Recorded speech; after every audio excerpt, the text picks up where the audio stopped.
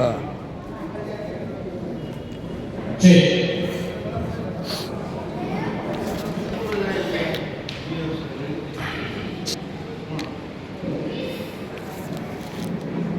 यानंतर माझ्या यादीमध्ये श्री ज्ञानी गोवर्धन सिंगे जे जळगाव खात्यातून आपल्याला लाभलेले आहेत.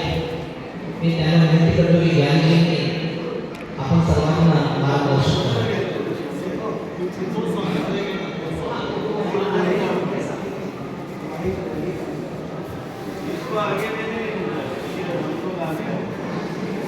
वाह गुरु का खालसा, वाह गुरु की फतेह। गुरु प्यारे साध संगत,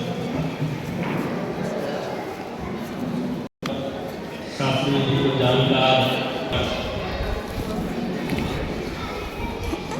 हम आप जैसे मालिक के प्यारों के दर्शन करके धन्य हो रहे हैं कि मालिक ने आप जैसे प्यारे हमारे समक्ष लाकर उनके दर्शन नसीब किए। गोविंद सिंह सच्चे पातशाह को कर्म बना करूँगा और आगे सद्भावना के संबंध से जुड़ा सद्भावना क्या कहती है? हमारे देश में भावनाएं बहुत हो चुकी हैं।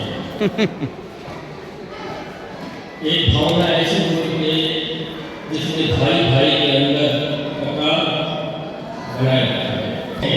आज हम देख रहे हैं कि दो भाई हमारे आपस में लड़ रहे हैं। चाहे अगर कि हमारे देश के लिए जिन योद्धाओं ने बलिदान दिए हैं,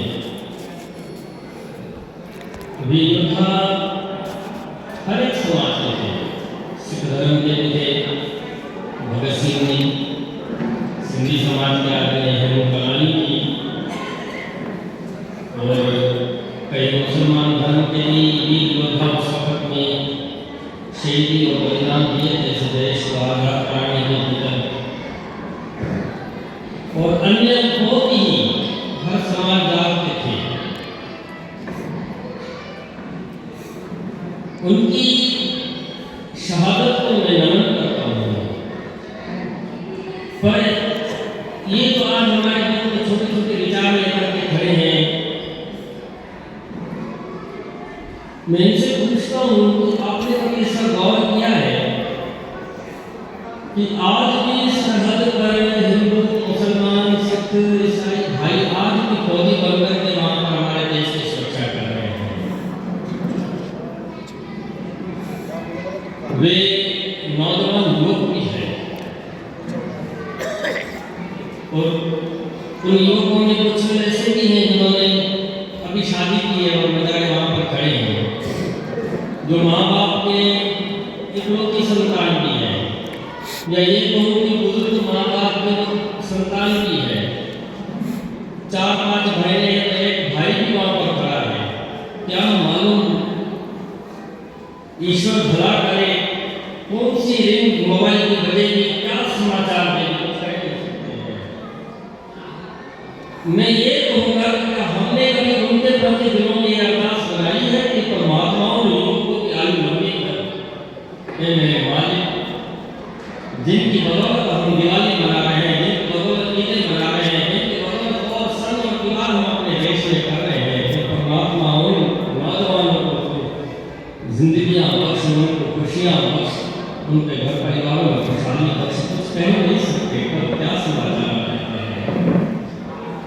मैं उन लोगों को ये मंच के द्वारा समाचार होगा कि जब सवेरे उठते हो, जैसे तेरे बाबे नानक ने ये सिखाया है अरदास में कि तेरे भाई सर्वत का भला, उस तरह से एक अरदास मेरे नौजवान भाइयों के प्रति की और उसकी मालूम जो सरहद पर मेरे नौजवान भाई खड़े हैं, हे ईश्वर उनके कृपा दृष्टि बनाए, क्योंकि वे हैं और हमारे देश में संत सब कुछ हो रहे हैं। परंतु कभी भाइयों से कभी जाकर के हम पूछे कि भाई हम यहाँ पर ऐसे झगड़ रहे हैं, तो वो भाई हमें बोलेंगे कि बिल्कुल तुम ना समझ ही देखती हो, क्योंकि हम आपके लिए वहाँ जान बातें पर लगा के खड़े हैं और आप ये छोटी छोटी कैसी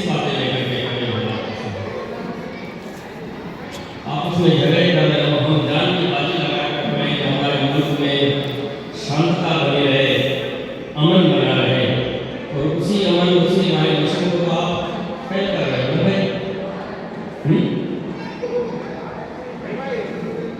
तो संत मत और गुरुमत को समझते हुए मैं ये कहूँगा करके कि इससे आगे बढ़े तो हमारे जो संतों ने हमारे आगे विचार रखे हैं, श्री गुरु ग्रंथ साहिब जी महाराज आपने ये समझाया, एक पिता एकस की हम बार तू मेरा दोस्त है, एक ही पिता की सब संतान है। और हमें वे संत सतगुरु संसार में आकर के हमें यही सिखाते हैं। कोई संत सतगुरु ने आकर के हमें झंडा और तलवार हाथ में नहीं सौंप दिया है, प्रभु नाम से जोड़ा है। तो हम भी उस मालिक के नाम का सम्मान करते हैं, अपने जीवन को धन्य करो, सफल करो, मंगलमय करो, सुखदायक करो, लाभदायक करो, बनाने का प्रयास करें।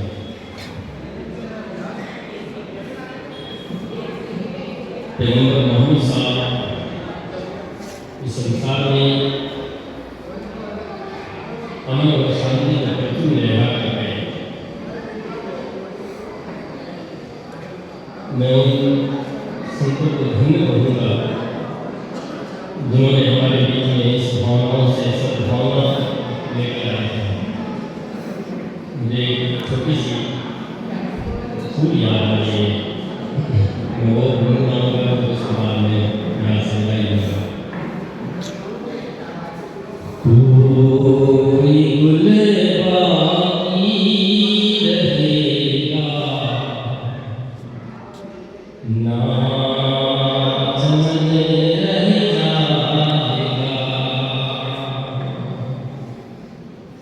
कोई गुल बाकी रहेगा ना चमन रह जाएगा, पर रसूलुल्लाह का दीने हसन रह जाएगा। भाई दीन किसे कहते हैं? दीन कहते हैं संतों की करनी, संतों के विचार और उस विचार पर चलना।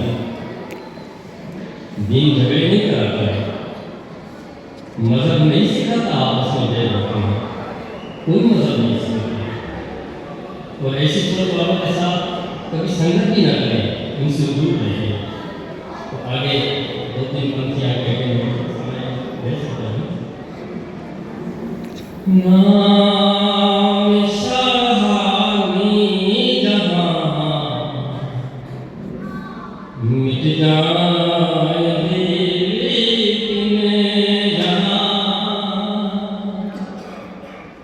नाम शाहानी जहाँ मिट जाएंगे लेकिन यहाँ, नामो निशानी अंजतन रह जाएगा, रसूलुल्लाह का दीने हसन रह जाएगा। दो पड़ेगा साहिबे गौलाद के ऊपर दरूद, दो पड़ेगा साहिबे गौलाद के ऊपर दरूद। मुझे एक छोटी सी बात याद आ रही है, एक हदीस में हाथ लगा था, मैं उसको पढ़ा था। इस हदीस में बहुत अच्छा लिखा था कि पैगंबर साहब ने तीन मालिक के प्यारों को बहुत अच्छे से पसंद किया था। एक वो जो मुझ पर दरूद पढ़ता रहेगा, ठीक है। दूसरा वो जो इंसानियत की मदद करता रहेगा, और तीसरा वो जो उनके आदर्श पर चलेगा। जब ये बात कहकर जब उन्होंने घर पर लौटे, मैं ये बात खास माताओं के लिए बता रहा हूँ, जो मेरी माताएं पीछे होती हैं।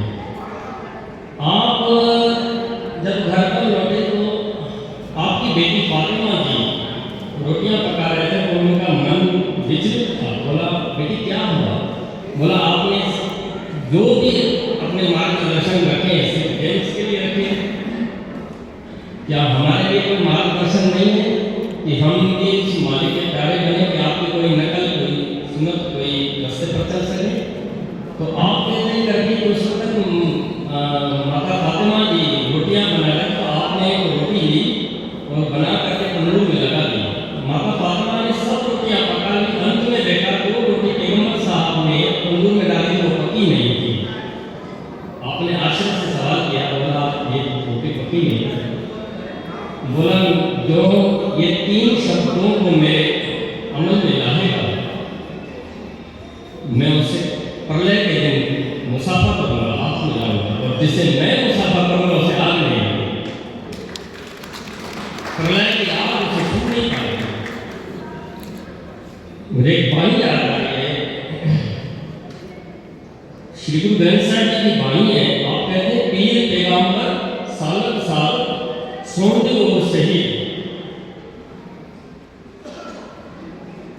शेख मलाय काजी मुल्ला, दर रसीद, दर दरवेश रसीद, बरकत तुमको अगली पढ़ते रहो जरूर।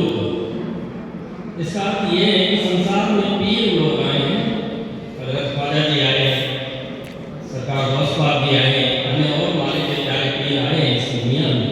आपने क्या पीर आए, पैगंबर आए हैं, और उसके बाद आपने कह दिया कि कई ऐसे प्रचारक आए धर्म के, और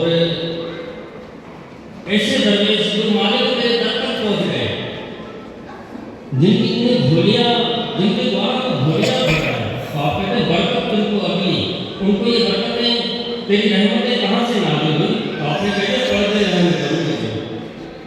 श्री गुरु ग्रंथ साहिब की वाणी है।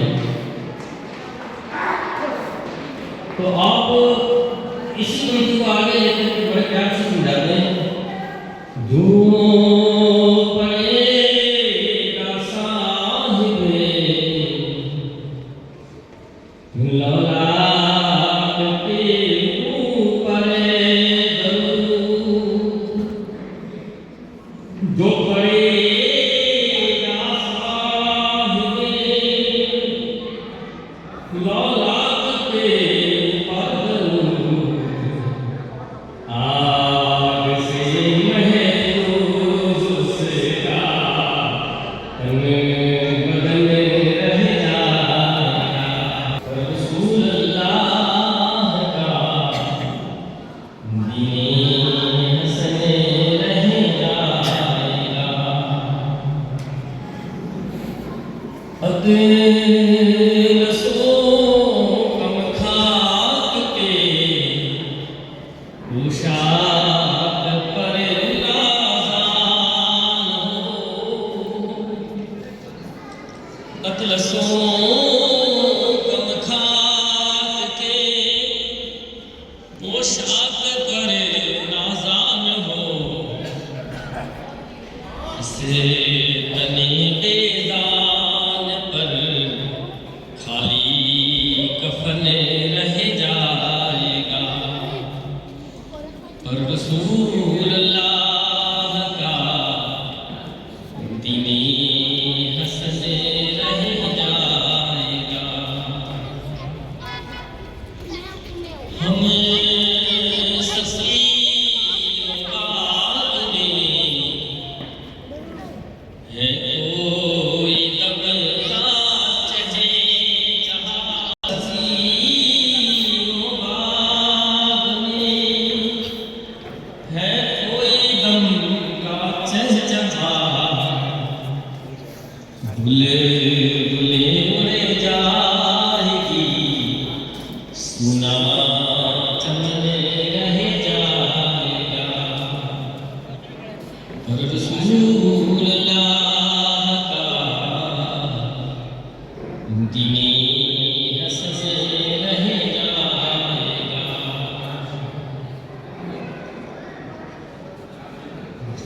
रसूल अल्लाह का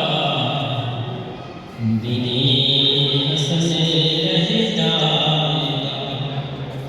सब बना जाएंगे काफी, लेकिन हश्र तक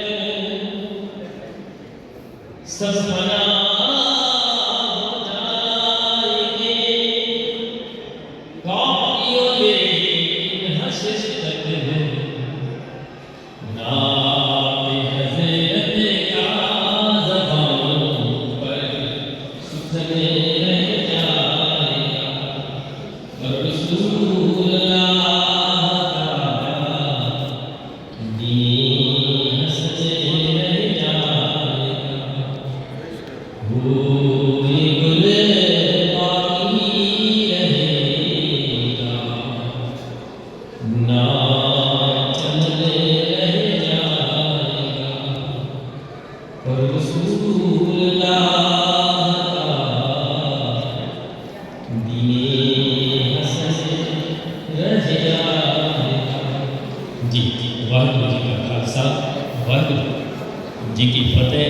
सबका दर्शन करके धन्यवाद हुए।